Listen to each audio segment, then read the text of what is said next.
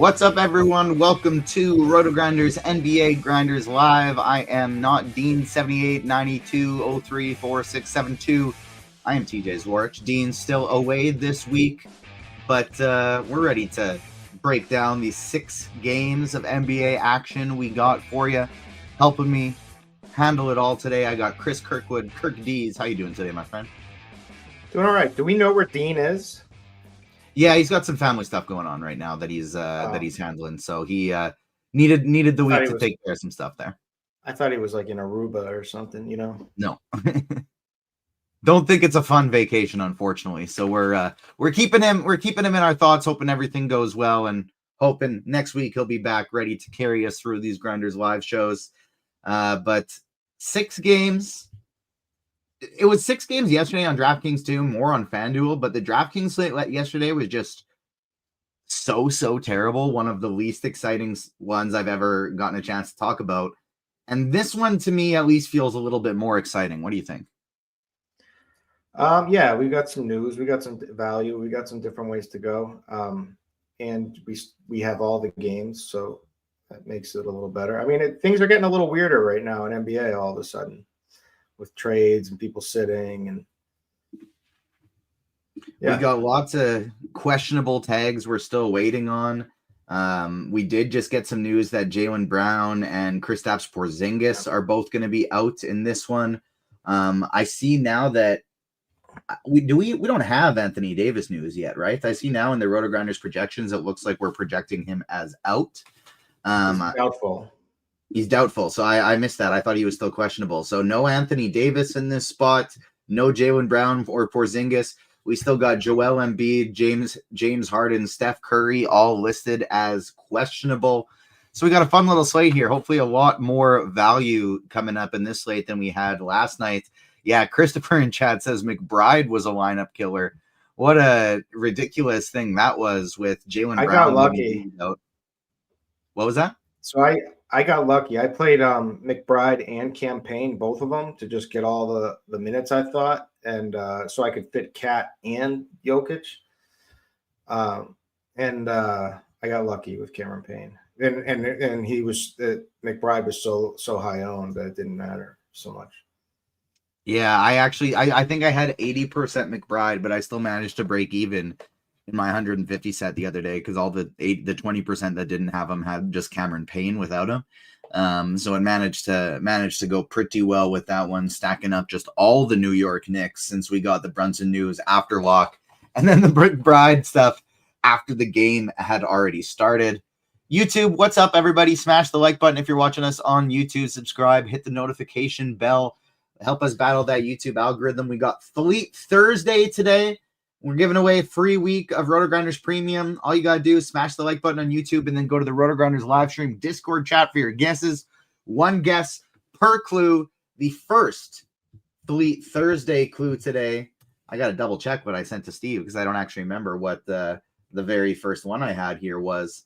But first Fleet Thursday clue, Texas is the first Fleet Thursday clue today. So all you got to do is go to the RotoGrinders live stream Discord chat, get your guesses in, 1 guess per clue, and smash the like button if you're watching on YouTube. 6 games. What are your initial thoughts on this slate?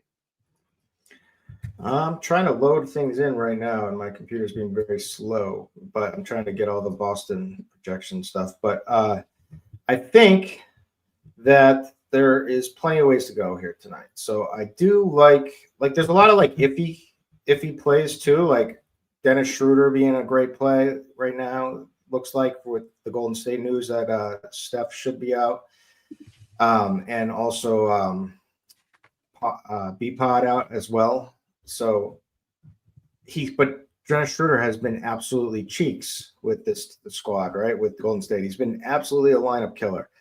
But we got to go back to him, I think. We got the Boston news right now. I'm starting to love Derek White in this spot. It's tough matchup for both of these teams. Minnesota Celtics against each other. It's kind of a lower total than you usually get with the Boston game, but still now with both of those out, there's definitely you can play any with Jaylen and Porzingis out. I think Tatum is in the line for top stud. White's a good play. Peyton Pritchard's a good play. So there's a lot of ways there that we can go. I think the Lakers obviously is big news with Anthony Davis. I think LeBron is probably a must, unless you think that this game blows out one way or the other. Yeah, so that we've got a bunch of good value. And then we have like D'Angelo Russell to talk through in a game, where he didn't start, which was worried about the minutes, but he certainly produced, he got like all the usage and had a nice game and minutes coming off the bench. And now Ben Simmons is out tonight. So yeah, there's a lot of strong plays, I think. Couldn't agree more. Much nicer, same sides of slate, but much nicer looking than last night. Let's dive right into it. We got Indiana and Miami. It's a 1.5 point spread in this one in Miami. This to me is maybe the least exciting game on the slate. I typically do really like Indiana games, but Miami fully healthy in this one. Indiana got a bit of a tougher matchup. This is probably the game on the slate that I have the least interest in. Yeah, the back-to-back is a little worrisome for me with for the Heat here, I usually like Indiana games too, the Pacers, but yeah, I'm not getting a lot of either of these guys. But to talk through it, if I did want some pieces of this game, Andrew Nembhard is cheap. He's not exciting by any means, but could be a decent value play. Halliburton has started to show signs of life here. He's had a down year overall, but he's had high minutes. If this game is competitive, you could look for a high minute ceiling with him. And if he just needs to start hitting some goddamn shots, like he's taken it. Like he had a good game when he went 51 against Boston of all teams, where he went 11 from 19, but he was only he had 51 fantasy points and he was only 1 for 6 from 3. So he definitely left some points on the table there. So I think he's going to he's going to start to become a much better play. I think he's starting to get into it, and he's going to be the Halliburton that we know and like. So I think you could play him. It's not the best matchup, obviously. Other than that, I think I have some interest in Bam Adebayo or Tyler Hero. Has just been unbelievable, but other than that, no one else. I originally was planning on just Xing out the entire early slate of games to hopefully wait for a little bit more news. But now that we got this Boston news, I just can't do that because that's also a 7:30 game. And so this game I'm very comfortable fading, but the next early one I'm going to have a little bit more interest in. On the Miami side of things, you can always get pieces of Butler or Adebayo or Harrow. I just don't really know if there's a huge ceiling on any of these guys with all of them in. I think Harrow would be the one I'd most be interested in of that trio. I think the only Miami player I'll play would be Nikola Jovic, who's been getting huge minutes off the bench lately. Yeah. Not sure that this is the best game fit for him, but yeah, he's been, first of all, he's only 4,400. He's played 31 and 34 minutes. So the minutes have been there. And, he's been he had 18 real points against Houston, only 8 against New Orleans. He's a high variance play. Could be a good piece of value, but it seems like we have more value that's opened up. So I'm with you. Also, Duncan Robinson is kind of battling some foot issue. Right foot inflammation. And he only got 25 minutes. It's possible he didn't look great either. So it's possible that his minutes, he could even play less minutes potentially. And that's where Jovic will get more in the rotation, or a Jaime Jaquez. But yeah, there's not a lot to love here. Let's go ahead and drop clue number 2 for Fleet Thursday. Reminder, this is athletes we're guessing. This is not movies. So Fleet Thursday, clue number 2. We're going with Hall of Fame. Hall of Fame is clue number 2. So we have Texas. We have Hall of Fame. That doesn't really round it down at all, but it at least can give you some ballpark places to guess. And we're going to start rounding it down, getting a little maybe more specific of clues after on clue 3 and beyond here. But clue number 1, Texas. Clue number 2, Hall of Fame. Get your guesses in the RotoGrinders live stream Discord chat. 1 guess per clue for 1 free week of RotoGrinders Premium. Plus, give us those likes on YouTube. Smash that like button. Help us battle that YouTube algorithm. We got Boston and we got Minnesota, a game I didn't care about at all before because we had two really good defensive teams. And then Jaylen Brown and Kristaps Porzingis both getting ruled out. On the Boston side of things, it's like you said at the beginning, I think this puts Jason Tatum in contention for top spend up on the slate. I think Derek White looks good. Pritchard, I think, is looking decent, but he's been priced all the way up here as he kind of should have been. Drew Holiday at 4,900 looking like a really nice salary saver. Yeah. I was just going to mention him. It's this should be a good spot for him. This should be a game that they get up for, even though they're missing, Jaylen and Porzingis. And if they give me Drew Holiday in a game that they're up for, that should be competitive, which I think this one should be as well. And he's played much better in his last two games. He had a good game against Orlando. 33 minutes was nice. He was 20% plus usage, 16 real points. So I think he's going to get more in the groove the second half of the season like he usually does. And with both players out, I think it's hard to go wrong at 4,900. So I like your call there. I love Tatum. I liked him anyway against Minnesota because I just thought he was going to be the guy in this game. Has pretty decent history against Minnesota. And, with Jaylen out, he should be the guy if they need it. Just hopefully he's aggressive and we don't get passive Tatum or like the Tatum that takes the first quarter off. I don't think they can afford that. So I think this is a pretty safe spot for him. I think it's going to be he's a good, strong play. Derek White is always in play with anybody out. Yeah. So what do you think about the super cheap value? Like if you're running a lot of lineups, do you think you could consider Hauser or Cornette?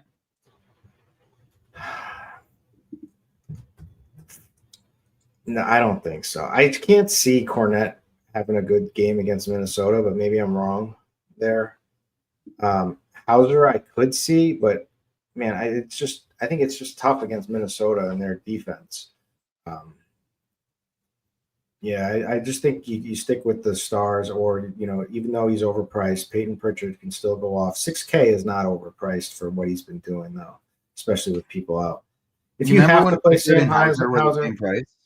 Yeah, I mean, that's how it was. I mean, he's just taken a level up this season for sure. I mean, look at his last three games, even. He's one of those. One thing that it does annoy me about him a little bit is if his threes aren't falling, he just kind of seems to float and not do anything. But then if his threes are falling, he's very aggressive and he's getting rebounds and he's getting assists. He kind of seems like an all or nothing kind of guy where it's like, dude, you can play that aggressive even when your shot's not falling. But he's a great rebounder. You're right. When he's tuned in, he has like a great feeling for the ball, which makes him a great rebounder, even though he's so small. Mm-hmm.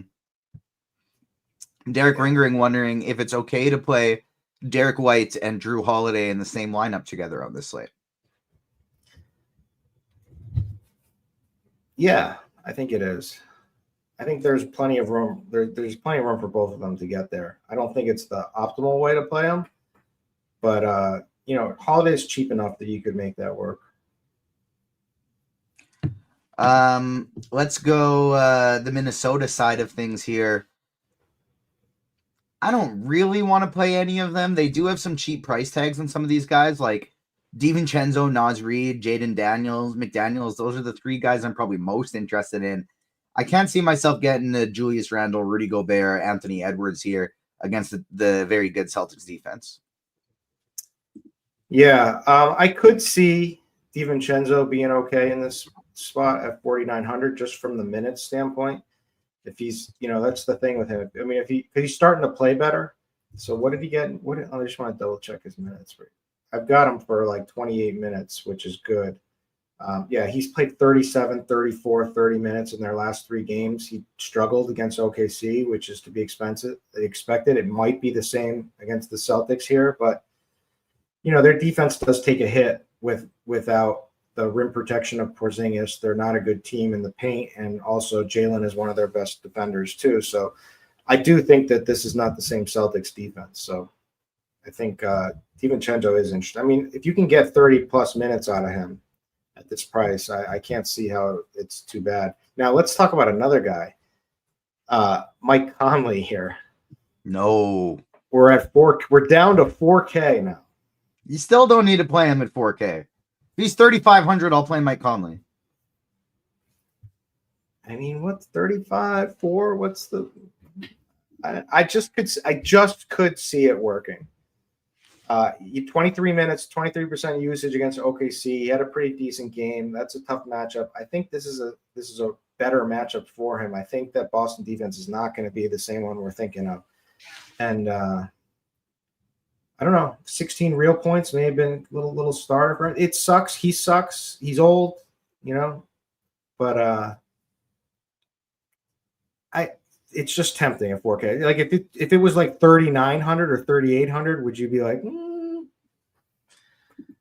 I mean, I'm admittedly a little bit. The lower we get, the more interested I'd be in. I just don't think we need it on a slate where that has value, where it's the first game of the slate. I'd rather just leave those spots open to get there instead of getting I know I can get 20 points from Mike Conley. I'll get a 5x there. I just think we're going to need to do better from our value spots today. Could get a 6x. You could get 30 points from Conley. Maybe. That's possible. It's in his range of outcomes. All right. We don't have to. He's done it he's done it 3 times in the last month. So it's not ridiculous. I just don't I'm not doing it. Brooklyn and I'm not going to try too hard to sell you on Mike Conley. No, it's Mike Conley at the end of the day. I'd rather get up a little bit more to Naz Reid or DiVincenzo if I have to play somebody there. Brooklyn and Milwaukee, we got a 13-point spread in this one. Brooklyn is running without Ben Simmons in this one. They do have Cam Thomas back. D'Angelo Russell, brand new for the team, lit it up in his first game. May not be as much usage to go around with Cam Thomas back in the lineup, but 26 minutes, took 13 shots, made 9 of them, had 8 assists, looked pretty good in his debut game for Brooklyn. Yeah, so what do we expect from Cam Thomas? How many minutes? What? That's the real question here. We're projecting 27. Yeah, so a little light. Definitely hurts the usage for. But again, they have no. Well, I guess Cam Johnson. So it's really between the three of them. I think the usage is up for grabs for D'Angelo Russell, and I think his price is still too low. I wonder if they did a coming home montage for Brooklyn for him when I didn't see if they did one for him or not, but they should have. But anyways, 5,200. He played off the bench, which I was scared of. Had 48% usage. Took 18 shots. Was only 6 for 18, but did hit 3 of 7 threes. I mean, this is a team where he can absolutely be the scorer that they need, and obviously Cam Thomas is that guy too. But I think there's room for both of them. And I don't think that Cam Thomas is going to play a ton of minutes. I don't know how ready he is anyway. So I think D'Angelo Russell is a really strong play at 5,200 again, especially without Simmons out. Now, if they get the question is will he play blowout? I don't think so, but you never know. I don't think he's going to be getting tons of blowout run. I think that'll probably be reserved for, the Zaire Williams, Tyrese Maxey's of the world, but you never know. He could get there. I think it depends a lot too, on if Noah Clowney plays, because even though those are 2 totally different positions, that is still 26 minutes that's going to get redistributed, and that could lead to them going smaller than they usually do. Yep, I agree. Outside of D'Angelo, though, I don't think I really have any interest on anybody on this team. Prices look pretty fair for all of them. Russell at only 5,200 is so cheap.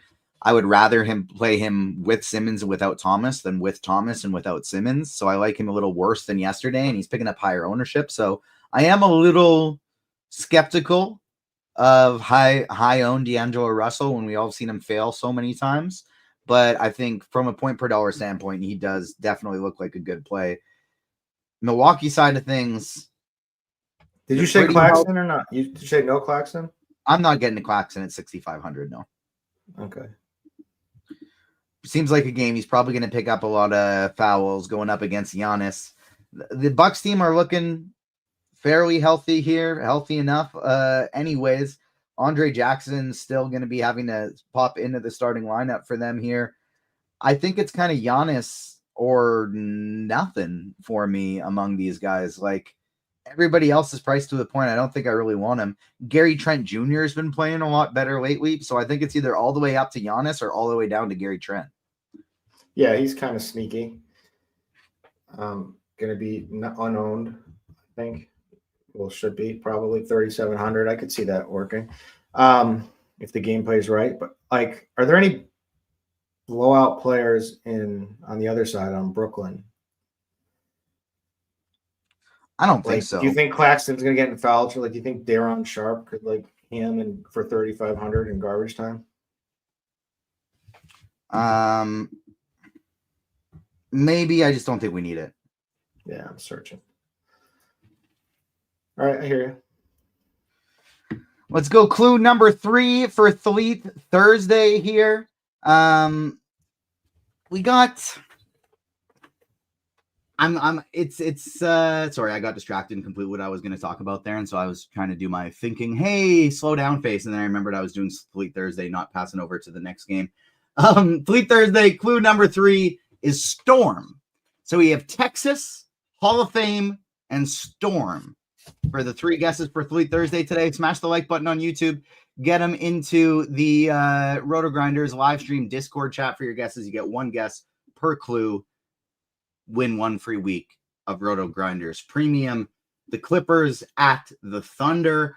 This is where things start getting exciting to me because we got James Harden listed as questionable, potentially opening things up. Now, each of these games going forward have a big Q tag that we're going to be waiting on. So we got the Clippers, 11-point underdog going into OKC. Who do you like for LA? Well, we got to know Harden news, but if Harden is out, did you say on the OKC side? No, on the LA side. Okay, good. All right. If Harden is out, the player that really stands out is Kevin Porter Jr. Also, Chris Dunn, I think, would be facilitating a lot more offense. So I think he's in play at 4,400. He's been getting good minutes anyway. So those are my 2 favorite if Harden is out. And I think they're going to be really strong plays. I think Kevin Porter Jr. is the stronger play by far. And then also we could go to Norman Powell, who's, going to be he'll be their key offensive guy with Harden out for sure. I mean, he's pretty much already is. So I like that. Other than that, I'm not sure. Give me someone that you like, someone else. Maybe Zubac. Zubac, I think, is really interesting in this spot. OKC giving up a lot of points to opposing big men. Not as bad since Hartenstein's been there, but still, if Harden is out, I think Norman Powell becomes very interesting. Chris Dunn, Kevin Porter Jr., both of them start looking really interesting. And Bones Highland, I think, comes into play at 3K flat as well. If Harden plays, it's basically just him or no one, him, Zubac, or no one for me. But even them, strictly in lineups that I'd probably be playing like an SGA or Jalen Williams and something. On the other side of things, I think SGA is very interesting. It's super low ownership, little revenge for him. Dort, Wallace, I think, are totally fine salary savers, but I never really like playing those guys when they're chalky. Yeah, I think Wallace is pretty good. 30 plus minutes is each of his last 3 games. Obviously, he's a low usage guy when he's playing, with the starters. But he's just good. I think there's there's upside in him. So I think he has a safe enough floor at those minutes for 3,800 and that he could break out. He starts getting a little bit more aggressive, which I think he's totally capable of in this game. This game could go so many different ways if we have Harden or not Harden. Yeah, so if Harden's in, I don't think I have a whole lot of interest in it other than maybe like a Harden plus 1 OKC player, Zubac plus 1 OKC player, some skinny stacks here, but not much interest if Harden plays. I think if Harden's out, though, like a 3K Bones Highland. I think I'm gonna love him today. Yeah, maybe it could be that he could be a solid play. I think Kevin Porter. I mean, Porter Jr. should smash, and I think Chris Dunn could go off too. I don't know about Bones. I mean, it's possible. All right, OKC side of things, I guess, yeah, we talked about them a little bit. Dort and Wallace are fine, cheap. SGA, Jalen Williams, if you want to spend up, but not a great matchup against the Clippers. This should be a pretty good defensive, slow game here. We got 2 games left, and they are 2 of the most exciting games from a DFS perspective on the slate. Let me look at the RotoGrinders live stream Discord chat, see if we have any correct guesses here. Deion Sanders, Hakeem Olajuwon, Pete Weber, Nolan Ryan, Kerry Von Erich. Is that the wrestler? Is that the Iron Claw guy? I don't even know. Gary Payton, Storm Davis. They got nothing so far. Let's give away. What were recap the clues again? Texas, Hall of Fame, and Storm. All right. You got a guess? No, I would just throw another. I would say David Robinson. David Robinson and Kevin Durant are yours and Steve's guesses. Neither of those. Let's go ahead. Giveaway. Guess number 4. If nobody gets it on this one, I'm going to give a bonus clue. I'm going to give a bonus clue. And number 4 is Kevin Garnett. Kevin Garnett is clue number 4. Kevin Garnett is clue number 4. So we have Texas, Hall of Fame, Storm, and Kevin Garnett. So get your guesses in. Get them in the RotoGrinders live stream Discord chat. Hit the like button on YouTube. 1 guess per clue. Throw them in the RotoGrinders live stream Discord chat. Get you 1 free week of RotoGrinders Premium. I saw Roth accidentally popped in here in the private chat a little early. Roth, yeah, I just saw that. He's still drunk. He never left his neighbor's house, allegedly. He's just still there, sipping on He's his still there. He's still there. We got Philadelphia and Golden State, 3.5 point spread in this one. Golden State is favored at home, but Joel Embiid and Steph Curry both listed as questionable in this one. Do you have any lean on whether these 2 play?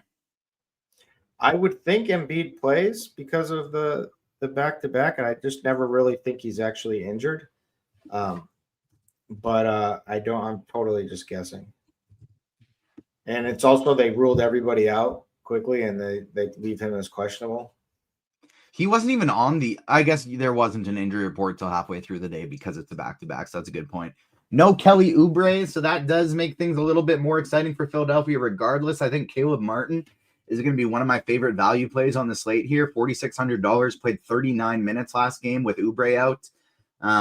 This whole team to me looks pretty interesting on the Philadelphia side. Even if Embiid plays, if Embiid is out, they look awesome. Yeah, because you still got you got Drummond out. So Yabusele would shoot up for sure. Tyrese Max. So if Embiid plays, I don't like. I mean, I love Paul George if Embiid is out. I don't really like him if Embiid is in, but I like Maxey either way. Yeah, I agree with that one. Maxey either way. What about? Can you get to any Kyle Lowry starting at 3,200? Yeah, I don't think he's old washed point guards.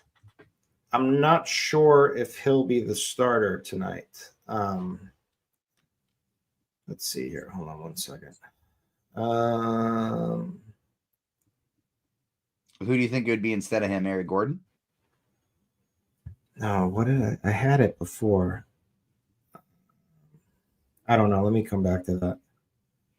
We got it projected right now. Embiid, Maxey, George, Caleb Martin, and Kyle Lowry, but they could go big with Yabusele. They could do somebody like an Eric Gordon instead. But I think that sounds right now. I agree. I think Yabusele will start. Think they're going to go double big men if Embiid plays? Yeah. He'll play the power forward. Very, very possible. That's what I think. Yeah, likely Yabusele or Lowry there, but either way, I think they look kind of just like fine, playable, low-owned tournament value plays. If Embiid is in, if Embiid is out, though, then we're really loading things up. Tyrese Maxey, I really like either way, like you said, but I think if Embiid's out, Tyrese Maxey is going to be probably just the very best spend-up play on the slate. Eric S is saying Eric Gordon is hurt. He's been hurt for a while.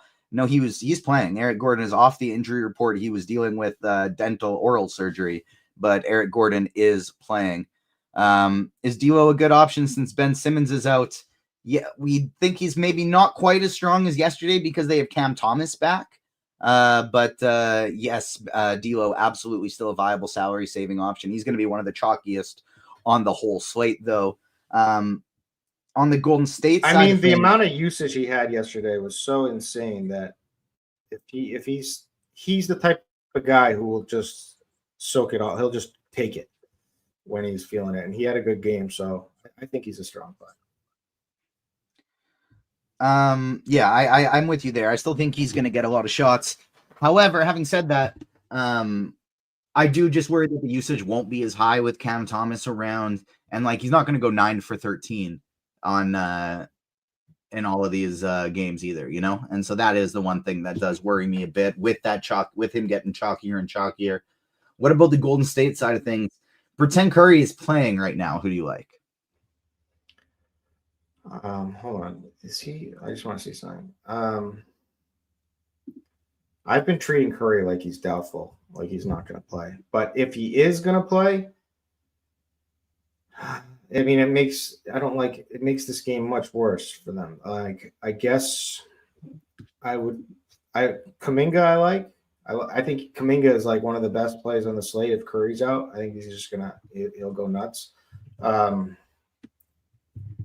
I would not play Schroeder if Steph was in. I would play Kuminga anyway, but again, I think he's like the best play if he's out. Draymond Green is fine. He's been doing pretty well for his price point. He would do a lot more handling if Steph is out, which would be a boost, but he also will get a bunch of more easier assists with Steph playing. So I like Draymond pretty much either way. Other than that, I don't know. You like Wiggins? 5,600. I do. I think Wiggins is totally viable here. I like Trace Jackson. I mean, it's a tough matchup with Embiid. I assume Embiid's going to play, but Trace Jackson has been crushing. Yeah, he's AJ Green out for Milwaukee. Saw that one. Doesn't really impact things too much. We were expecting Middleton and ABC to play, but yeah, TJD has been smashing. He's looking like a cash game option. 31% ownership right now. He's coming in as the third highest owned player on the slate. So TJD, definite cash game type play today. I wouldn't do this if Embiid is out, but if Embiid is in and you're like, this is strictly 150 lineups only play, I don't think it would be the most ridiculous thing to take a shot on Kevin Looney all the way down at $3,400. If Embiid is just working TJD and he puts him into foul trouble, we could see extended minutes for Looney in this game, using the veteran to D him up a little bit. Strictly large field 150 type of lineup scenario only.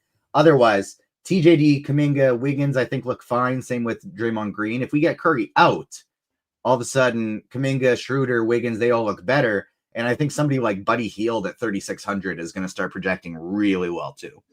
Yeah, he'll probably start. Buddy or Moody, I would guess. Yeah, that's what it's probably going to be. I would mean that they go with Buddy, but who knows? Yeah, I'm assuming Curry's out, so I like all these guys. And I think Trace Jackson, I mean, TJD has just been insane on this insane run, and I think he's going to give it to Embiid a little bit.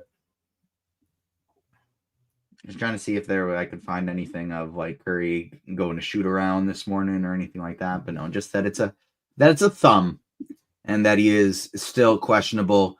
Let's get our final clue in here for Fleet Thursday. Saw some pretty good guesses in the YouTube chat. Too bad that doesn't matter. YouTube, we want you smashing the like button, but for your guesses, you got to go to the RotoGrinders live stream chats, and we have Casey Douglas coming in with the last second win right now before I even drop clue number 5. So we'll give the clue for for those playing along.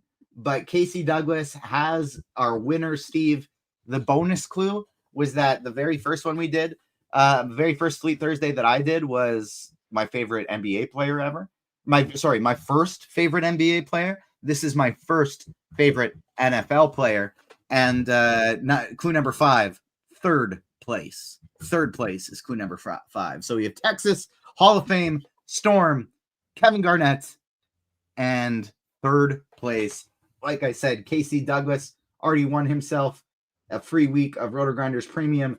Steve will hit you up in the Discord, but we can still play along for those guessing. You got any guesses now that all 5 of them are out, Curtis?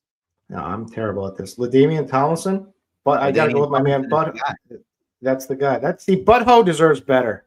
Butthole nailed that. Just got to get in the Discord. We've been telling him for years. He can't do that. He's got to keep a low profile. He's like a witness protection type of guy. Well, then we can't be giving him some free weeks either. We'll get the IRS on his back. We don't want that. We're trying to protect him. LaDainian Tomlinson is the correct answer. Clue number 1, Texas. Well, he is from Texas. Went to Texas Christian University. He is from Texas. Number 2, Hall of Fame. He's in the Hall of Fame. Easy enough. Straightforward. 3, Storm. What happens in storms? Thunder, lightning, the Bolts, the Chargers. That's where he, of course, made his name, his career. That was what was Garnett of the crew. Number 21, Kevin Garnett. Number 21, LaDainian Tomlinson. And then third place, he is third place all time on the NFL touchdown ranking. So my very first favorite NFL player, because I'd just light things up with him on Madden 2003, 2004, 2005, 2006, that range. Let's talk about the last game on the slate, most exciting game on the slate from a DFS perspective, at least. Portland and LA. On the Portland side of things, they're without Jeremy Grant. On the LA side of things, no Anthony Davis in this one. So the 2 chalkiest plays on the slate, LeBron James, Austin Reeves. Let's go Lakers first, and then we will come back to Portland after that. What do you want to do with the chalky Reeves and the chalky LeBron? You going to try and get off of that, or are you going to embrace it? Embrace it.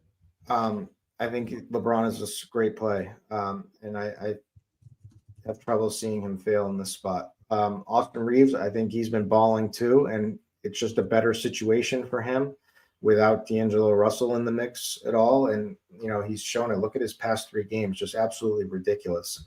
And he looks awesome. So I'm with that chalk.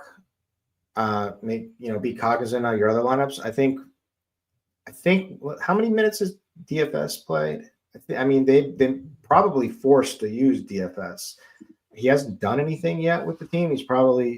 So he may just focus more on D and fitting in here, but they're probably going to need him to play center and be a versatile wing here. Jackson Hayes makes a lot of sense too, but never really seems to play huge minutes, even with the AD out. So I don't know what his ceiling is, but he did have a game where he played 35 minutes. I think it was a blowout. He got 21 fantasy points, which is like good or kind of good, but not gonna ship you any GPPs for sure. So I don't know. I love Reeves. I love LeBron James. I think Rui will pick up more of the opportunity to score, and his minutes are secure on this squad, so I like him. And that's pretty much it. Oh, Bronny James up with the team right now. I saw his name in the RotoGrinders player pool. I don't think I need to play Cam Reddish, Finney Smith, Dalton Connect. I do like the Hachimura, though. They've been playing him big minutes anytime one of LeBron or AD misses here, so I like him quite a bit.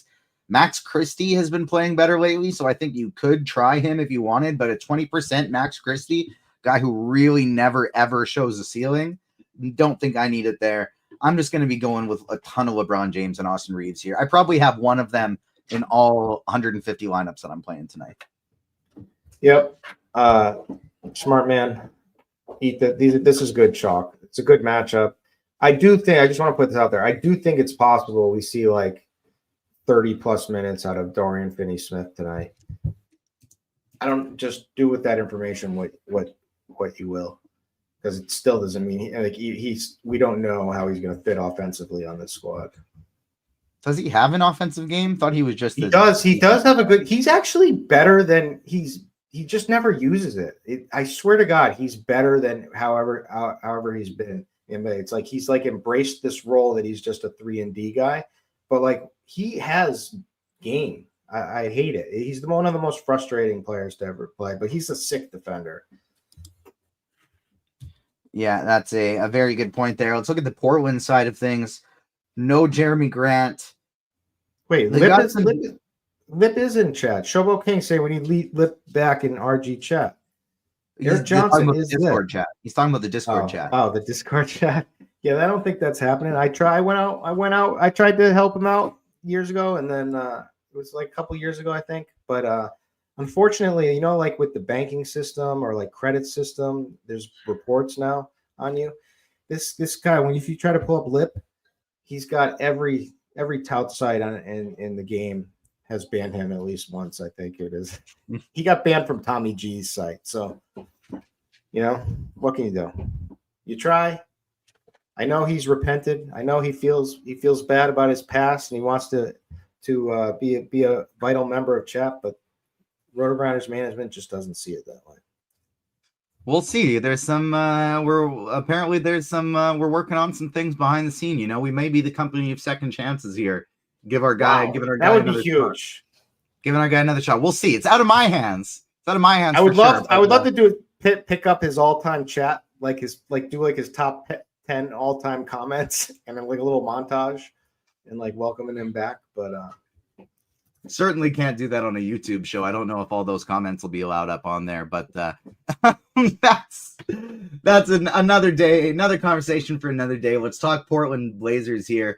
They got a lot of guys projecting really well. Like, we want to play LeBron and Austin Reeves in basically every lineup anyways, and just being able to run it back with Danny Avdia, Shaedon Sharp, Scoot Henderson, DeAndre Ayton, Anthony Simons, even Kamara is looking viable here. The whole team looks pretty good. Yes, sir. With Jeremy Grant out, that's nice for like Danny Avdia. I always like Danny Avdia. I like his game. He's obviously has bad games in him, but he does have a ceiling when he gets things cooking. DeAndre Ayton, I think, is a really solid play, especially without AD. I think he's actually probably the best Portland play. I think his minutes have been up lately too. Let me double check that. It's so funny after we just have the Eric Johnson conversation. He pops into the chat at the beginning of the show today. He says, I love James Harden. James Harden is definitely going to play. Well, James Harden has been ruled out. So no James Harden for tonight. Let's be honest, it was never James Harden. It was just let's pivot back to the Clippers. Obviously, it'll be easier when we get a projection update here. We get the crunch time crew coming in about 5-10 minutes. They'll be able to answer any questions you do have. But in the meantime, let's run things back to Clippers. How much did they bump up your priority list now without James Harden? Kevin Porter Jr. to the moon. Just his price. Also his game in general. Who's gonna score on that? I mean, Norman Powell is gonna be their number one option on offense.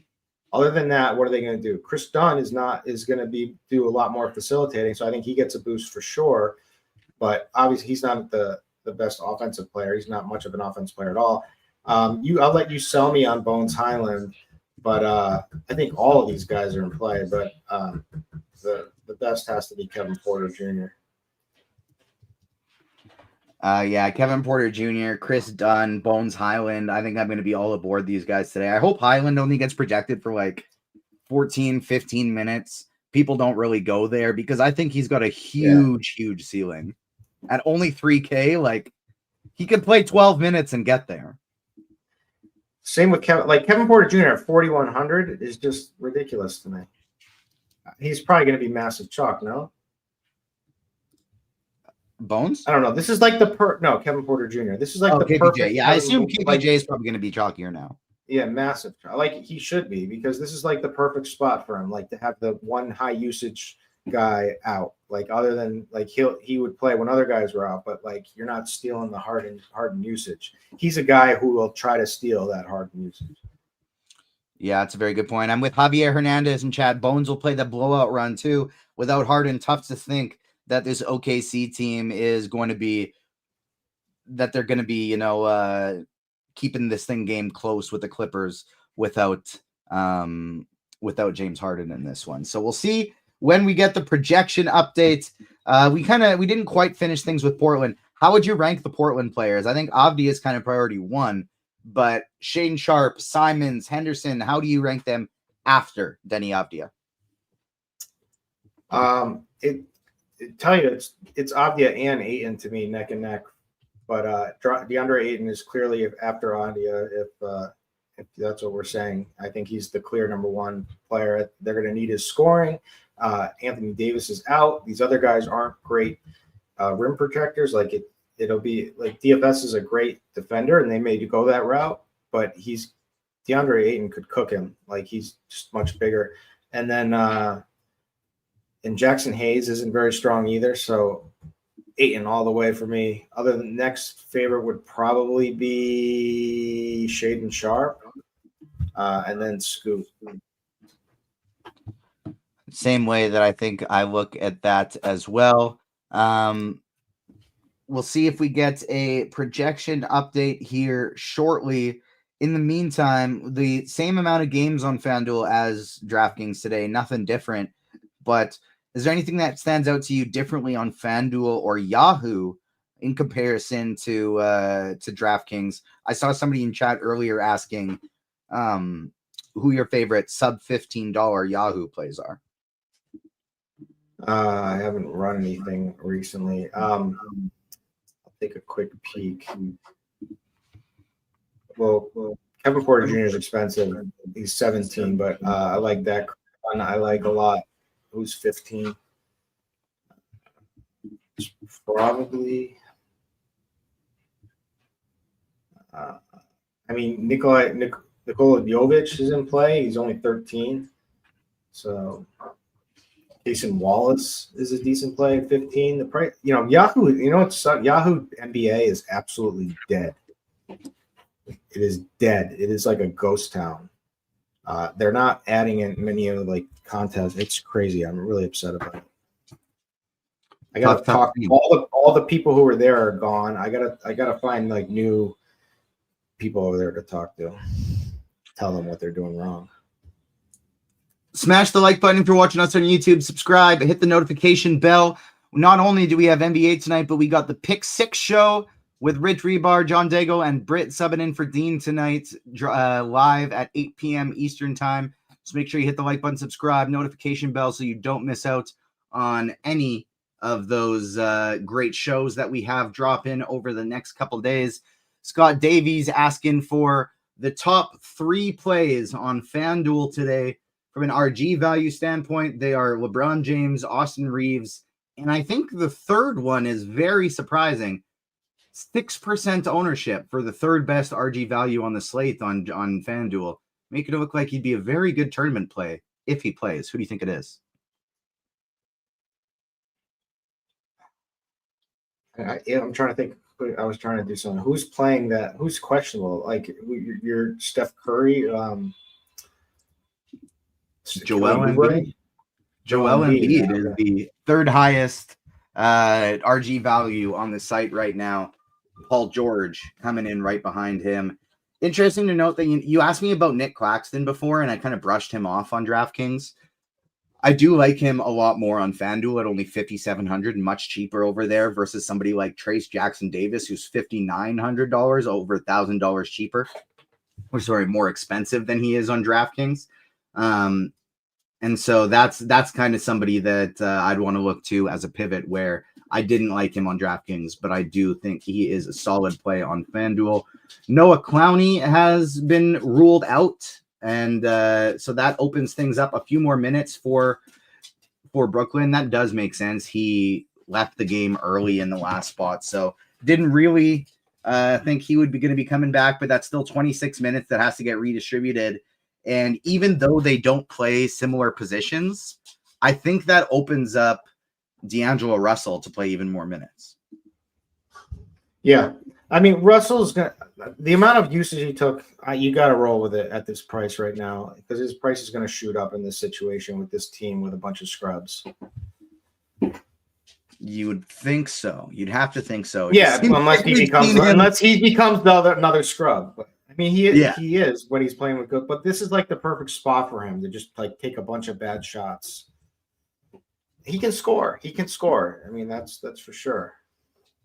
Yeah, it's a very good point. We haven't had the projections update yet to account for James Harden being out, but that should come here any second. George in chat is asking what you think about Day'Ron Sharpe now that Noah Clowney is out. You getting any interest in Sharpe? I still don't really think that he and Claxton are going to share the court together at all. I was kind of interested in him because, well, I think they could share the court. I think that would make sense because, you know, putting Claxton on Giannis would make potentially some sense, and then using Day'Ron Sharpe, but I don't know if they'll go that route. But I think it's possible. I think he could play garbage time. I think he's cheap. I don't think he's a bad play at all. Day'Ron Sharpe. I'm kind of interested. 3,500. I think he's totally in play. It's like he's shown with the last two games, he does not need minutes to post a ceiling performance, and so I do think that Sharpe is viable. I do just worry. I wouldn't want to play him because Clowney's out. Is kind of what I was going at. Like, I don't think Clowney being out impacts things a ton. But it helps. But it helps a little bit more. Just another less player for minutes to distribute. Yeah, especially if they decide to do what you said and put both of them on the court at the same time. But if I still think he's likely just going to get the backup center minutes, but that could be more minutes if you get because they're facing Milwaukee and Sharpe could get into and Claxton could get into some foul trouble. Sharpe did get a minutes boost up to 20 minutes now without Clowney, and he is projecting incredibly. So Day'Ron Sharpe is going to be looking like a really strong value play. We did just get the minutes update for the Clippers. Bones Highland is exactly where I want. 14 minutes, 14 fantasy points. Nobody's playing him, and I'm going to just get a 30-point game from him in tournaments. We got KPJ projecting as by far, the best value play on the slate. We're projecting him for, I'm in the shot. He should be. Like, it just makes too much sense. But again, this is a matchup with OKC, so he could totally bust. 34 fantasy points on the RotoGrinders projection, 37 fantasy points if you're using shot quality. Absolutely huge bump for him. Amir Coffey looking like a good value play. Chris Dunn looking like a good value play. Norman Powell and Zubats both looking like incredibly strong options in the 7K range. It's so interesting with it being 6 games exactly like last night. And just a totally different slate. I feel like I can do whatever I want on this one. Whereas last one, until Brunson opened up, there was just nothing. Yeah, last one you were able to cash the slate with a 0 potentially from that's not going to happen tonight. No, absolutely not. Crunch Time crew should be coming in any minute here. As soon as they are, we'll pass you off to them. They'll go position by position. They will lead you right up to lock, answer all of your questions.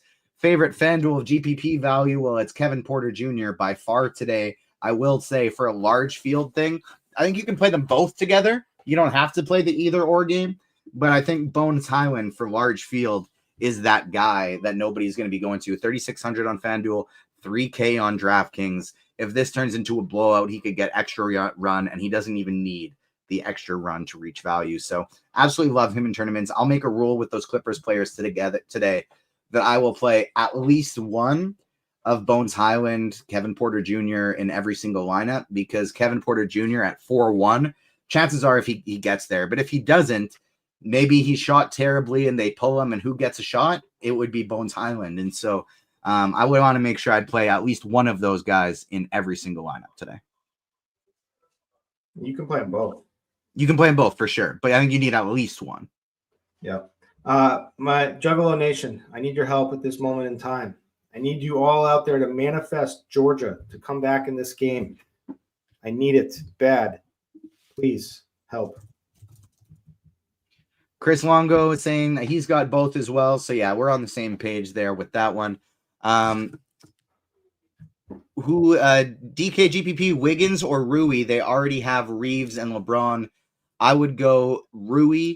I would go Rui with that one unless Curry is out. Then I think I would probably go Wiggins. That's how I feel about that one.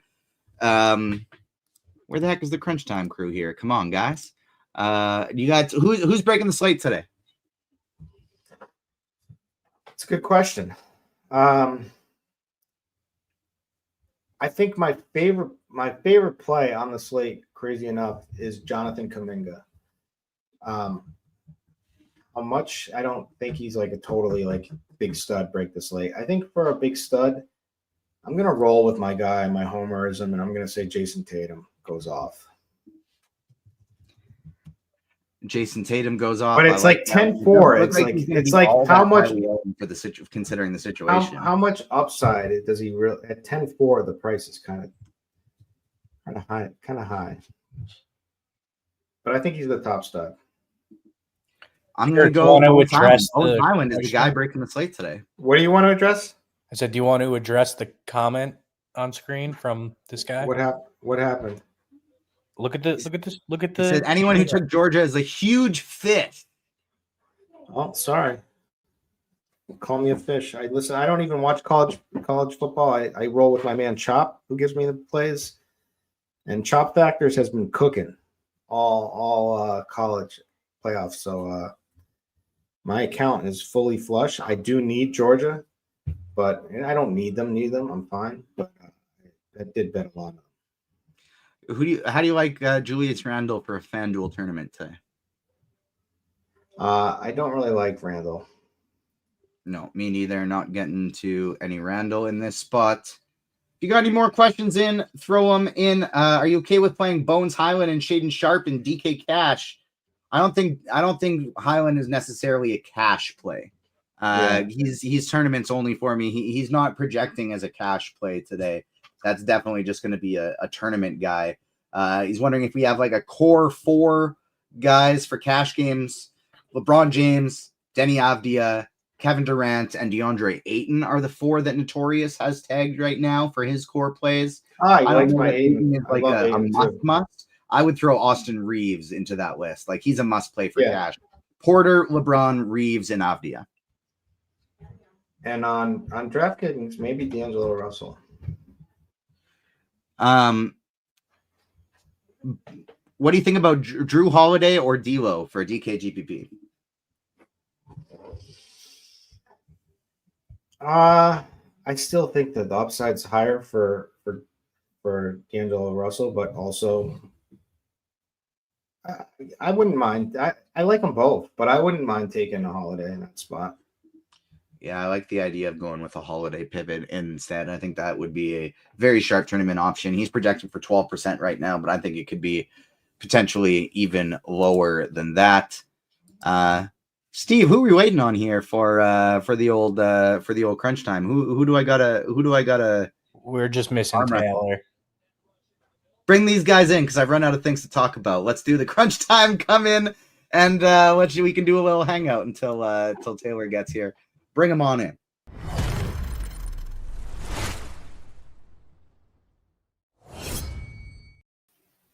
I ran out of my Dean abilities and I couldn't keep it going anymore. I need the help. Roth, how's the headache this morning? Yeah, no, I'm feeling all right. I'm not feeling as good as I was at this time yesterday, but I'm feeling all right. The move to make would have been to show up with the same background as the neighbors that you were like they were still there with the red Solo cup. Yeah. No, good times. Good way to kick off the new year. Now is that water? This is just straight vodka. Yeah, it's just okay. I know you don't drink water, so yeah, right. Nope, we're getting back. Straighten things out here. Gonna have a good show, a good sober show. Sober show. We got Bill and Obi-Wan ready to send it off to you guys. They're ready to rock. Tim, this is a bit more fun than the 6-game slate that we had yesterday. Yeah, we have way better value. Yesterday was pretty brutal. I actually still won even with McBride in my lineup. I don't know how that happened, but it did. So I'll take it. But yeah, that was pretty bad last night with that whole McBride situation. We haven't had one of those in a while, but when they do happen, they really, really aren't fun. That one, like, it wasn't that big of a deal just because it happened to everyone, you know. But I did ended up with some lineups in my 150 set with no McBride and with Cameron Payne. So those ones were able to break me even on the slate. Taylor, how you doing this evening?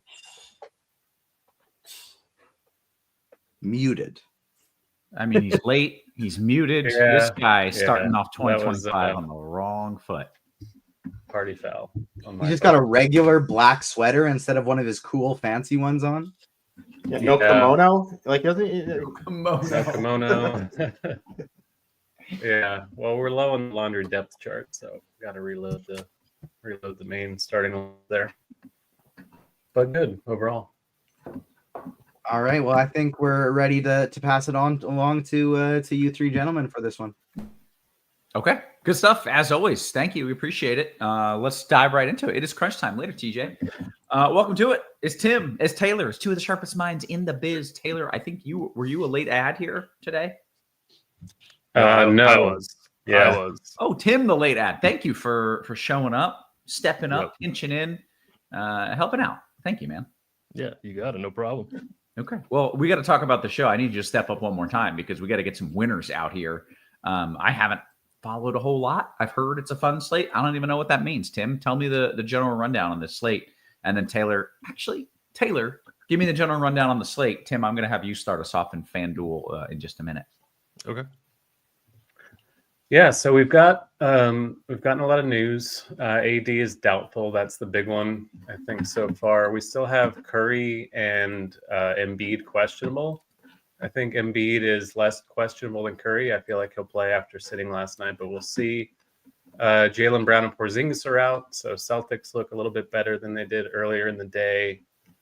And I think that's about it. Oh, James Harden is out also. We just got that about 20 minutes ago, so tough spot for them against OKC, but there will be some value there, unfortunately. Okay. Anything that we're waiting to drop, Taylor? Curry and Embiid. Okay. Yeah. Pretty noteworthy stuff. Okay. Good stuff. Let's dive into it. Tim, you get the honor of leading us off. We like to start on FanDuel, work our way over to DK. What are we doing on FanDuel specifically at the old point guard spot? Yeah, so there's one clear and obvious play that we're going with, and that's going to be Kevin Porter. You're going to be hearing his name quite a bit on the show. He is by far the best point per dollar play on the entire slate on both sites, showing an RG value of 6 on FanDuel right now. He went from projecting for about 15, 16 minutes to 34 minutes. Now that Harden is out, he's 5K. You're 100% playing him in cash games. I would be getting overweight him in GPPs as well. He's shooting guard, point guard. I don't think it makes a whole heck of a lot of difference which one you play him at because there are so many shooting guard, point guard eligible players on FanDuel. So it really doesn't matter. Either one, point guard or shooting guard, you're playing Kevin Porter. And that's like the easiest decision of the night. Mm-hmm. And then after that, I like Derek White quite a bit at 7,100. Like Taylor mentioned, no Porzingis, no Brown.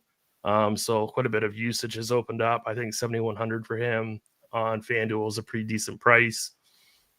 If we knew Embiid was sitting, Tyrese Maxey would be an absolutely fantastic play, but we don't know that. And I'm kind of leaning that Embiid does play, but I still really like Tyrese Maxey on FanDuel at 8,600. Yeah. So I don't mind that as like a GPP play. Probably not for cash. I was looking quite a bit at Drew Holiday earlier. Now that we have this Porter stuff, maybe not as much because he's 5,700. So you should be dropping down to play Porter. But if you wanted to like double pay down at point guard or double pay down at shooting guard, I think Drew Holiday at 5,700 is a really, really interesting play. And then D'Angelo Russell at 6,400. He's probably a better play on DK, but even at 6,400, he's point guard only. On FanDuel, I think at 6,400, he's still a viable option. So I don't mind him either. And then after that, I think that's pretty much all the guys that I would be interested in for cash and GPPs.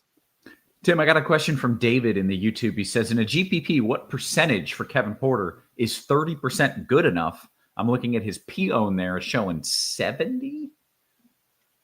Did they update Pone? It says 68. So I don't know. Yeah. Okay, That's a so lot. they did update it. Yeah. So Yeah. I don't think 30 is enough. Yeah. Okay. I really don't. I mean, I don't play. I only play one team a night. It's your own money, but I would not be playing 30% Kevin Porter. I'd be getting to like even with the field or over the field. Interesting. Okay, good stuff. Taylor, what are you doing at point guard? And what are your thoughts there on some Kevin Porter ownership for you? Yeah, it's pretty scary. Obviously, the matchup against OKC is about as bad as it gets, but he's so good per minute without Harden. He's at like 1.2 points per minute that, especially if he starts, like it's hard to feel bad about that. More confident on DK where he's $900 cheaper, but there's really not a lot of amazing cheap value on this slate. So I think I'm okay with Porter. I do like the Derek White call. The D'Angelo Russell thing is okay. I'm a little bit worried about Brooklyn on the wrong end of a potential blowout, but he should get usage for that team no matter what.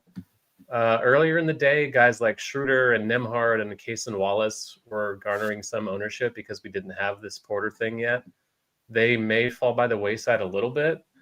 They're not as good, obviously, as Kevin Porter in terms of being good plays, but they're still viable as differentiators, assuming the ownership comes down. Like the Holiday call, again, another guy who looks a little bit better on DK than FanDuel, but still viable. And that's probably it. Tyrese Maxey, I think, regardless of the Embiid thing, he's kind of the same guy no matter what. So I think he's a pretty strong play, especially with Paul George looking somewhat chalky. Okay. Take me to shooting guard. Yeah, KPJ, you can play here on FanDuel. Austin Reeves without AD, presumably. No D'Lo, of course. Gabe Vincent also doubtful. So just should see a ton of minutes, should see a ton of usage, ball handling, everything. Great matchup against Portland. Very easy play, even at 7-9 on FanDuel. I mentioned PG, 7,300. Hasn't shown a ton of ceiling with Embiid and Maxey in. I think this is kind of a price play leading to him being popular because we're not used to seeing him in the 7K range. He's more like an 85 to 9K guy historically. So maybe some sticker shock here leading to ownership. I don't think it's a great play if Embiid is in. I will have more interest if he's out, but we don't have that news yet. Otherwise, it's a lot of the same guys. Derek White, Dennis Schroeder, Chris Dunn even. Not a big usage guy for the Clippers, but could do more initiating, ball handling, things like that without Harden in there.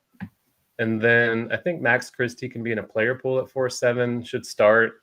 A bit more usage without AD, of course. I think he's an okay cheapie that shouldn't be too chalky. Okay. Good stuff, Tim. Yeah, Austin Reeves is definitely my favorite out of the shooting guard spot. He's going to be pretty popular on both sites. He's a fantastic play with no AD, so he's great. I really like Norman Powell now that Harden is out at 7,200. Like I already mentioned, Derek White. I think Shaedon Sharpe. These Portland guys, I think, are in a really, really good spot. So I really like Shaedon Sharpe today at 6,100. Cason Wallace, if you want to like go down and get somebody really cheap at 4,800, I think he's fine. I even think Dennis Schroeder at 5,400 is okay. I mean, if Curry were to sit, he'd be amazing. And if he doesn't sit, I think he's still fine. So there is some value there with loading up on Schroeder in that late game. And then I think Taylor mentioned Paul George, who I think is fantastic as well. But yeah, there's quite a few guys that we can play tonight. It's a way better slate than it was last night when we were really like scraping by with nobody to play. I'll just go right over to small forward. Yeah, please. LeBron James, with no AD, he's like a super, super easy play. I would just play him, put him in 9,600. He's going to be around probably 55% projected ownership right now. So he's going to be popular, but I would still play him. His teammate Rui Hachimura at 5,600 at the cheaper spot, I think is a good play. Denny Atvia, he's small forward, power forward. He's one of Noto's core plays. I absolutely love that call by Noto. He should be playing minutes in the low 30s. Again, no Jeremy Grant. So Avia should be able to pick up some peripherals and some buckets. So 6,300 for him. in a game that we really like, that we're going to be building into. I think it's just great. And then same thing, Shaden Sharp. He's like a good GPP pivot off of Avia, or you can play them together in the same lineup as part of a game stack. I think that's good. And then I really think Jason Tatum is going to be lower owned than 17%. So if you want to play Tatum as like a pivot from LeBron and like a larger field GPP, I think that's a really strong GPP play. Okay. Taylor, your thoughts, small forward, please. Yeah, I love that Tatum call. Obviously without Brown, but then Porzingis, like his rebounding upside has been super high. Matchup against Minnesota is not great, but I just think he's a very strong play. That shouldn't be that popular because LeBron is $800, $700 cheaper. So both of them look great. I think playing them both together is fine just because the value here, once you get past the Portland stuff, is pretty sketchy. Like guys like Caleb Martin and Duncan Robinson are popping into some lineups. Don't really want to do that, but I think you can. Jalen Williams, a high-end guy who should go overlooked. Kuminga and Wiggins, Andrew Wiggins, to be clear, should be pretty intriguing if Curry's out. Not going to be owned if Curry's in. We won't have the news, I assume, until after lock. So those guys, I think, are worth taking shots on. Not core plays, but I think they're okay enough. And then I think you can get to Norm Powell, maybe in a lineup you're not playing KPJ. Not going to be very popular on FanDuel, but tons of usage to go around without Harden. Should be okay if they can keep it close, which is a big if at this point, but I think he's viable as well. Okay, power forward, Taylor. Yeah, we got LeBron, we got Tatum, we have Avdia, we have Jalen Williams again. Trace Jackson Davis is power forward eligible on FanDuel, more expensive than he is on DK, but he's been starting, he's been smashing. Matchup against Embiid is quite brutal, so I'm a little bit nervous about that, but the power forward eligibility on FanDuel makes him a lot more appealing. And then the Golden State stuff, Wiggins, Kuminga, even Draymond might be okay if Curry's out. Giannis on FanDuel is not going to be owned at all against Brooklyn. Last I saw, the Bucks had the highest total on the slate. The Nets cannot stop anyone, certainly not in the paint. A guy like Giannis should thrive there. If the game's close, he could completely break the slate. And if no one's playing him, I would recommend playing him. But yeah, it's kind of those two, Tatum, James, and then Giannis if you want to go off the board. Tim, you got any other names there at the 4?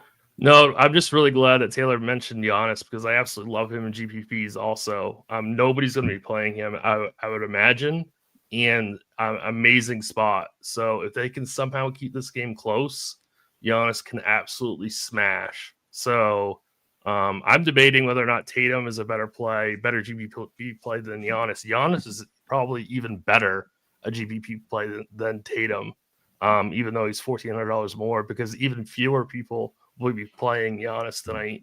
I think the only other person that I would mention, I don't think that was mentioned, is Jalen Williams at 8,400. I think he'd be okay for GPPs. But really, Trace Jackson Davis at 5,900, I think is a really strong point per dollar play. Obviously, we have Avia, and I think Kuminga is fine whether or not Curry plays or not. I think he's playing enough minutes now where he can still pay off that price tag.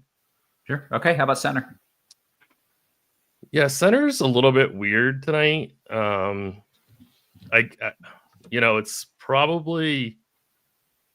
probably Jackson Davis is your cash game center, or I guess Claxton, who's going to be playing 30 minutes, but I just don't like Brooklyn that much. Actually, probably Claxton's your cash game center tonight, but that's very, very fragile.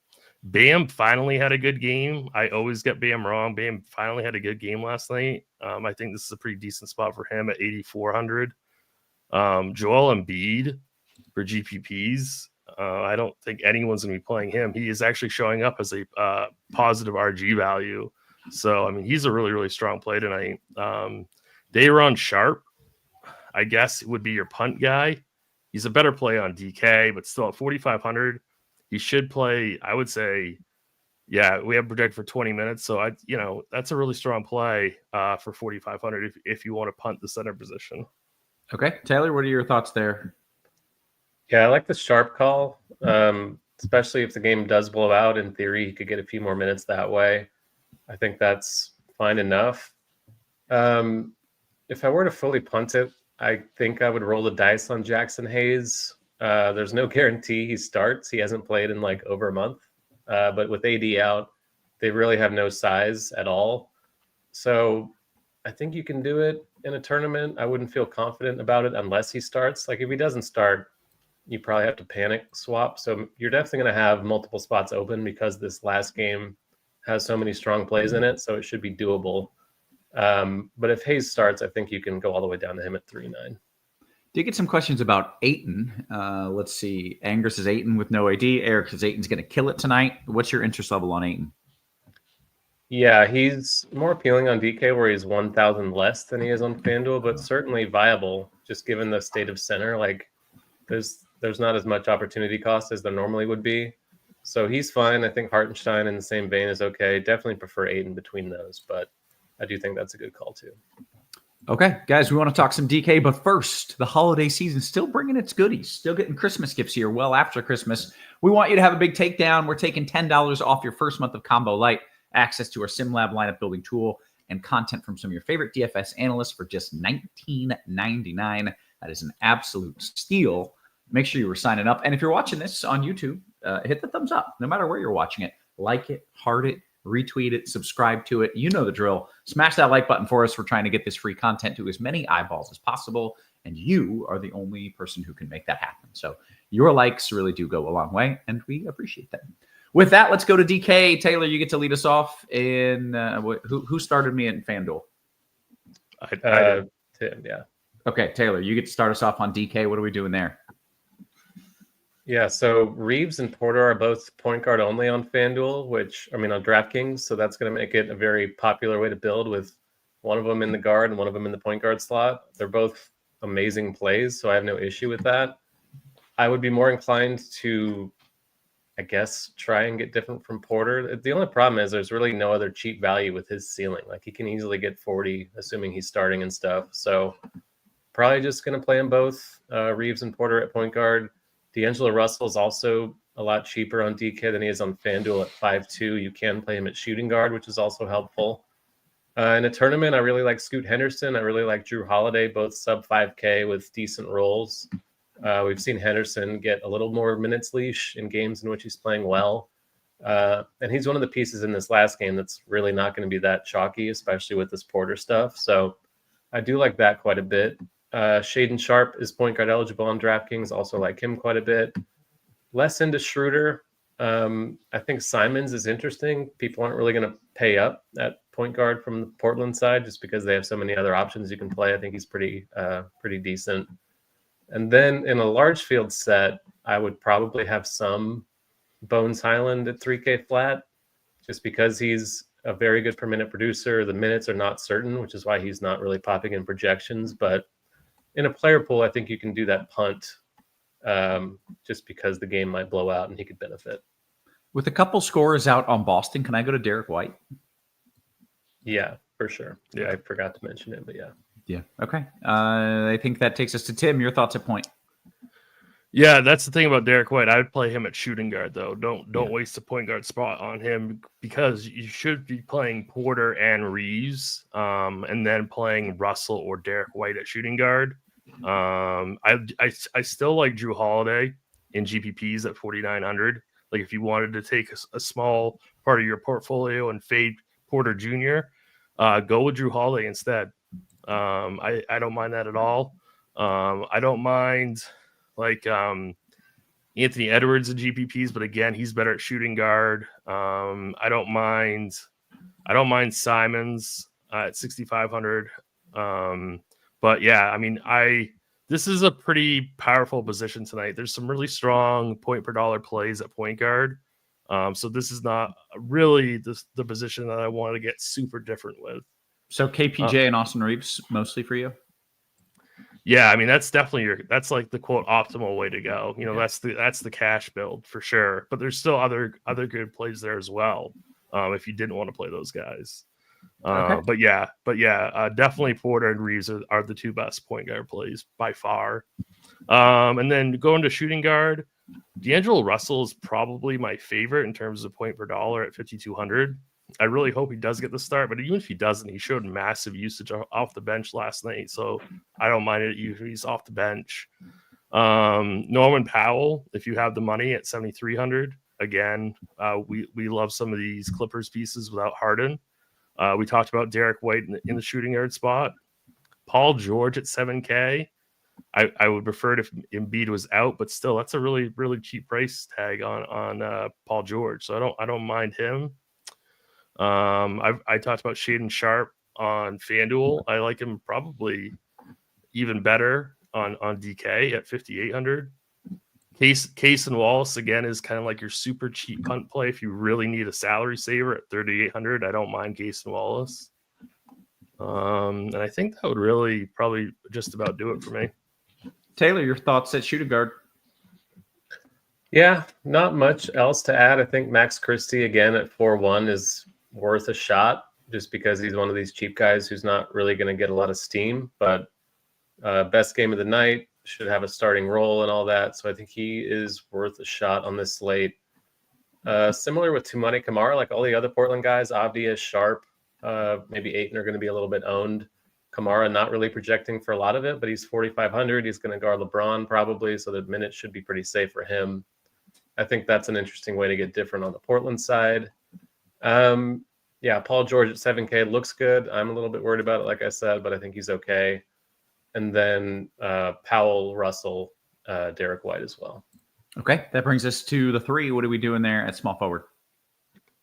Definitely playing Avdia at 5-7 without Grant. It's just a smash play, very easy one.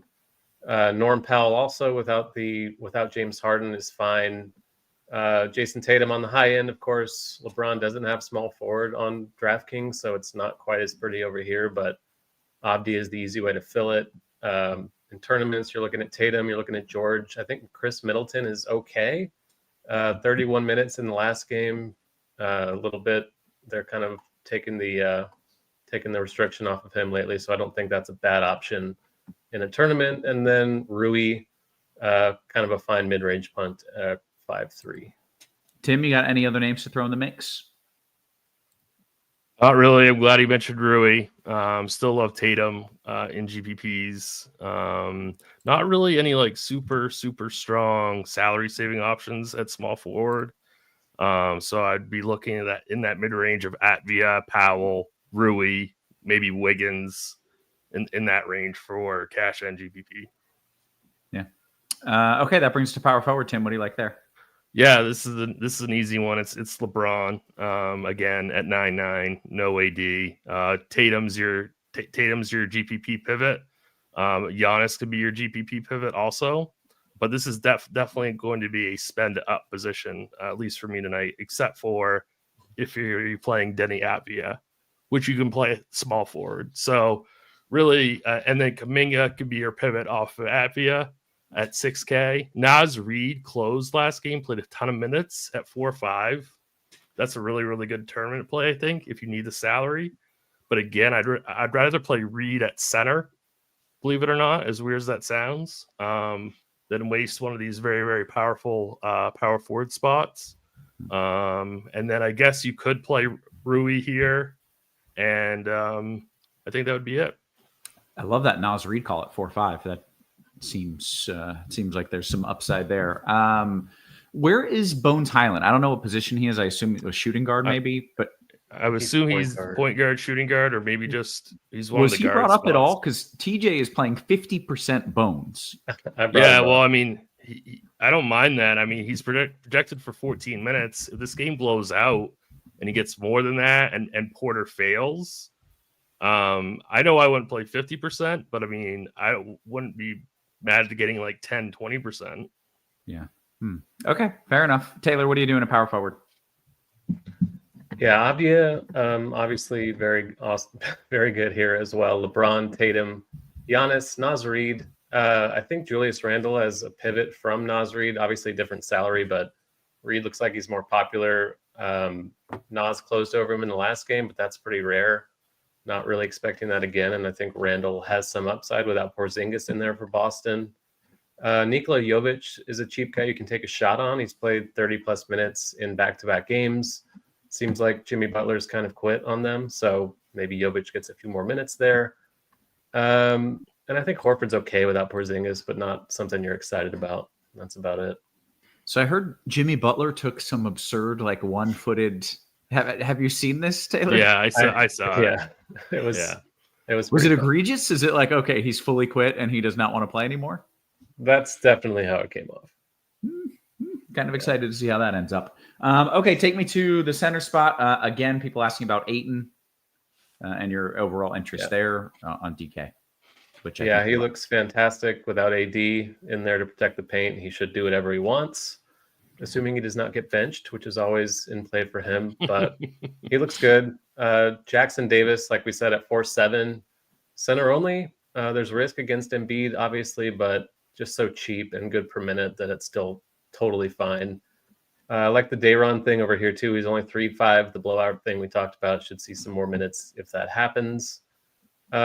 Jackson Hayes, I think Dayron's just a better play on DraftKings where he's cheaper than Jackson Hayes, so that's probably what I would do there. Jovic, Horford, Naz Reid, Randall. It's a lot of the same guys at power forward as well. Okay, that brings us to center. Tim is in the chat actively answering questions while also giving analysis. Tim, what are you doing at the center spot? Your favorites on DK? Yeah, Ayton's a way better play on DK than he is on FanDuel. Ayton's a real standout play on DraftKings. Can play him in any format. The problem is Jackson Davis is only center also, and he's a really strong value. Probably going to lean on Ayton here. And then I don't mind Zubac. He's fine for GPPs. I don't mind Embiid. GPPs, obviously. Dayron Sharp, I mentioned on FanDuel, still strong on DK at 3,500. I think that and then I don't mind Bam also. He should play big minutes, pretty good matchup. So I don't mind Bam at 8,400. Okay, good stuff. Hoosier Hang Banner says Tim is in the RG MVP conversation. It's a tight race up at the top, but he's I don't know about that, but he's in the mix. We're in the mix, no doubt. Gentlemen, we have about 15 minutes to answer some QQs. If we run out of questions, then of course we'll just end the show a little bit early as it is already a late show. But get your questions in, get them in the YouTube chat, and get them in the RG Discord where all the cool kids are hanging out. That is where I start taking questions. Hit that thumbs up. Let's see what we got here. Are you okay, Tim, with Giannis in DK Cash? I would not play him in cash. I guess if you really love your lineup, I don't want to talk you off of Giannis, but I don't think he's the right play. Okay. Tim, Reeves or Powell?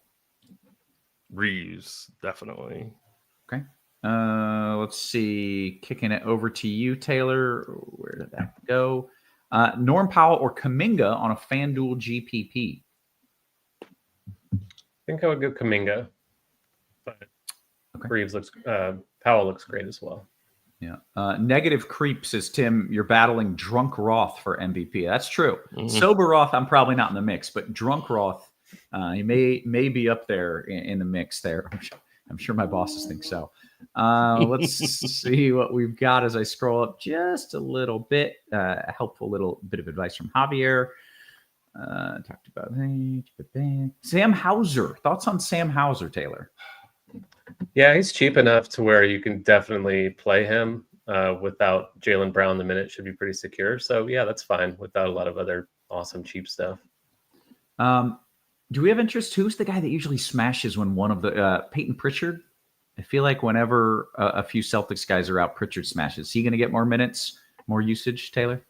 It's kind of more when it's White or Holiday out, but they're both in. So he's kind of blocked a little bit. I think he's fine, but he's kind of expensive for the role he's going to play. Okay.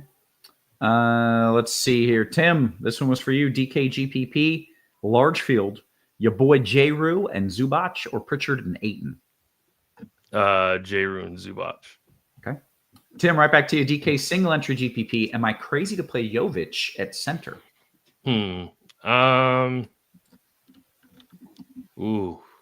don't love it. I think there's better plays right around there. I'd rather go Sharp or Naz Reid. Yeah, I don't love that. I mean, he's not a horrible play. I mean, or Jackson Davis, I prefer. I think that's getting a little bit too fancy.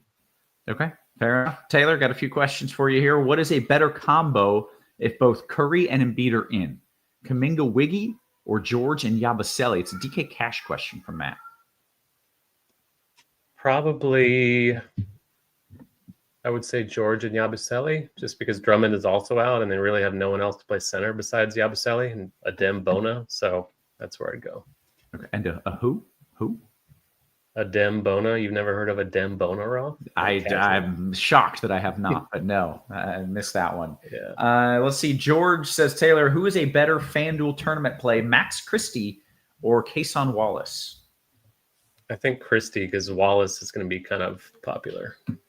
Who is the Christie that used to play in the NBA in like the 90s? Doug, the one who's now coaching the Kings. I was going to say he's the coach now. Yeah, that is it. That's who I'm thinking of, I guess. Is it? Was there another Max Christie or no? No, there was Doug Christie, Hell, and there's Maxwell Lewis. Scrappy, maybe threw hands once or twice. Skinny dude. Who am I? Damn No it! This idea. is gonna annoy the hell out of me trying to Max. Oh, Have a that's drink. funny. Have a drink and think about it. There we go. If somebody pour me a whiskey, I'll try to remember it. Thoughts on Horford, Tim, in FanDuel cash lineups, and would you put him in the power forward or center spot? What's your preference there? I mean, he was not really on my radar for cash, but all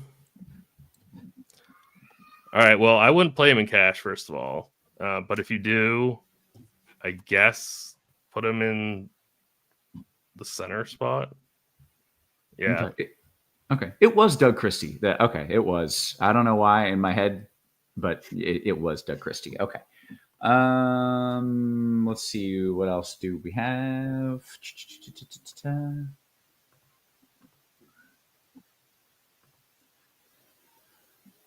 What do we got? Abdia or Kuminga on DK? Abdia or Kuminga, Tim, on DK? Abdia is way safer. Okay. Let's see. Taylor, got a question for you. We've got 10 minutes until lock. Questions are still coming in. This one from Steven. Kuminga and White or Hauser Embiid in a DK GPP? Think I would go Kuminga and White, but Embiid is pretty intriguing with no one playing him. Okay. Right back to you here, Taylor. Hauser or Jones Jr.? Hauser, I think. Okay. Tim, ooh. Okay. What? This is a hard one. There's math involved. Anytime there's math involved, I'm like, oh boy. Diego says your favorite spends up at shooting guard and small forward with 27,000 left, which is more money than I think you may even be able to spend. And this is on. Oh, he didn't say, which makes DK? it impossible, actually. That makes it a much harder question. Yeah. Yeah. Okay. We don't know. He didn't say the site. Boy, I wouldn't build your team like that on FanDuel or DK, I don't think. I'm looking at salaries for both. I really wouldn't. I don't think that's a good idea to do that. Let's see. Do we do Abdia or Kuminga on DK, Tim? Because that question has been asked 92 times. Yeah, Avia is way safer. I don't mind Kuminga and GBPs, but Avia is the way better floor play. Okay. Antonio says, Taylor, Naz Reid's decent since Boston chucks threes and Gobert's interior D is not needed much with this up-tempo game. Interesting thought. Yeah, I think Naz Reid's really good. I like Naz Reid. Yeah, and his price is wild, so I am on board with that. Let's see. DK Freddy says, Taylor, DK Cash. Do we just wait for news and fade the earlier games, though it's hard to pass up on Naz with that solid value? Yeah, it's probably worth it. Like, I don't think Naz is like a can't miss play. Matchup's obviously not a good one necessarily. So, yeah, I have no problem with fading the first two. They're not super appealing overall. Okay. Let's see. Going to you, Tim. Ben Shepherd or Bones? Ben Shepherd or Bones? Probably Bones. Yeah, I'll go Bones. Okay. Let's see. I What think else it's yeah, do- like Bones can get you 40 if things break his way, and Ben Shepherd can get you 3. So I think I would go that way too. Okay. Let's see, Tim, right back to you here. We've got 6 minutes or so until lock. Thoughts on Caleb Martin as a salary saver on FanDuel? Yeah, actually, I played him last night and he saved me. I don't mind that. I think it's okay. Yeah. Let's see. Aside says Taylor, is Bones Highland a thing tonight on FanDuel? Is he a thing? I didn't think he No. was a thing. More I of a really DK don't. thing. I really don't think he's a thing. Okay. Yeah. Not on FanDuel, to be specific. Or right? DK. Or DK. Okay. Blink says, hey, I was thinking of using Jarris Walker Taylor as a small forward punt in a DK tournament. Is that terrible? P.S. Roth, I think you were thinking of Matt Barnes. He and Doug Christie were teammates. I was thinking of Doug Christie, but Matt Barnes kind of molded into him as well. They kind of got combined into one person in my head. Taylor, is that play okay? I don't think so because he's only projected for 15 minutes. So there's enough else down there to where I would not play Walker. Okay. Let's see. How does Miller project on FanDuel at 3,700? I don't know who this is. Jay Miller? Who is this? Jordan Miller. Oh. He's projected for 8 minutes and 4 fantasy points. So the answer is not great. Yeah. But is there someone at 3,700 that we do like? What position? I don't know. I mean, Dayron is 3.5. Bones is 3K. I'd rather play both of them before Walker. Okay, great. Bill's Mafia says, Tim, I'm scared, in all caps. I'm not sure if this is intentional. I'm scared to roster Porter. Am I right for doing so? You're definitely right to be doing so, and it's fine to be scared also. Yeah, there you go. That's it. That's a good answer. Mr. Richard says, Tim, I've got 7-1 remaining in the util on my DK single entry. Derek White or Paul George? I mean, it depends on if you have other Boston guys in that lineup, but if you don't, or only have like one other Boston player, I would go Derek White. I would also consider Powell or Simons in that lineup. Okay. Taylor, let's see. Is Ayton necessary in DK Cash? I would probably do it just because center is pretty weak and he's going to be quite popular, I would think. So, yeah, I'd play him in cash. Okay. Or DK. Taylor, Scoot and Simons together, okay? It's not my favorite thing. I probably would avoid it if I could. Okay. Tim, what are we at? Last man in, Rui, Wiggy, Horford. Rui. Okay. Unless we find out Curry's out, then it would be Wiggy. Okay. Let's see. Thoughts on playing both TJD, Tim, and Embiid? That's fine. Yeah. I don't mind it. Let's see what else we've got. Seeing if there's any more questions. What would you bump Scoot's minutes to if Blanton is out? I realize we have literally an entire projections team that works on this kind of thing. So I hate to put you on the spot, but either of you, what would you put Scoot's minutes at if Blanton is out? Well, we have Banton for 10. So Banton's not protected for a ton of minutes. So maybe we give Scoot, what do you think, Taylor, 3 or 4 more minutes? Yeah, they would probably sprinkle them to other people a little bit, right? Maybe 2 or 3 more. Okay, so get rid of like 29 because he's already projected for 27. Something in that range. It wouldn't be like game changing, I don't think. Right. There's not a lot of minutes going to Banton, so right. Yeah. Thankful to this Gleason threesome for a great. Please don't refer to us as the Gleason threesome ever again, but I do like it, and we're happy we can provide you with some smiles and some content here. Let's see. Minutes projection for Jovic. Taylor, what do we have his minutes at? 22. Okay. Is that enough to get it done? Yeah, I mean, it is. And he's been playing more than that, too. I don't know. There's so many decent plays in that same price range that I like more, but I can see if people want to play him in GPPs.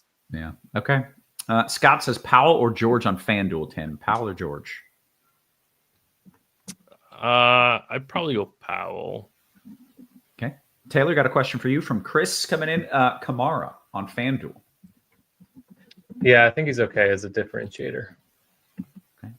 As we are quickly running out of questions and we are quickly coming to the end of the show as well, I'll give you all a few more seconds. See if you got a question, get it in there. If not, we will end things a minute early. Make sure you hit that like, smash the like button, hit subscribe as well. Again, the only way we can get this out to more folks is if you are engaging with the content. That is the key. So please do make sure you hit that thumbs up for us. Cleveland Picker says, Taylor, where do we go here? Yabusele or Martin? Straight up.